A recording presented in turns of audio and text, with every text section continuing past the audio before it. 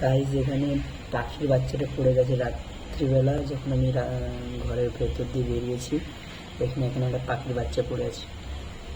তো কি পাখির বাচ্চা বুঝতে পারছি না, এটা নড়ছে, এখনো বেঁচে আছে, দেখো বেঁচে আছে এখন।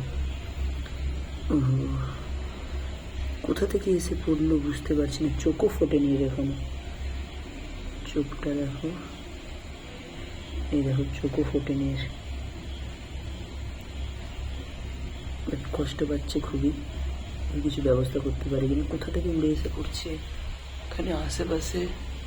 ও হো, এই তো বাসা, ওই তো পাখির নেজ দেখা যাচ্ছে,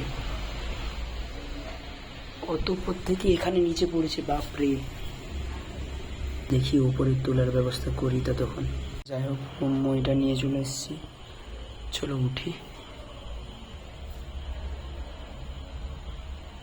হেলেইছে ওই জন্য পড়ে যায়, হেলেইছে। দুটো আঙুলটা টিপ দিয়ে রেখে দাও আস্তে।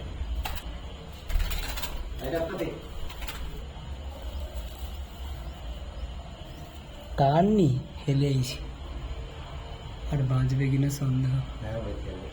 হ্যাঁ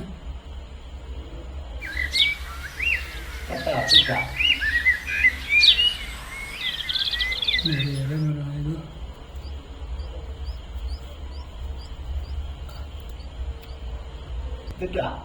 না না, তিনটা আছে। তারটা মানে তারে দিছে তো, ওই জন্য হেলে যাচ্ছে আর কি। আচ্ছা ওই পালিয়েছে।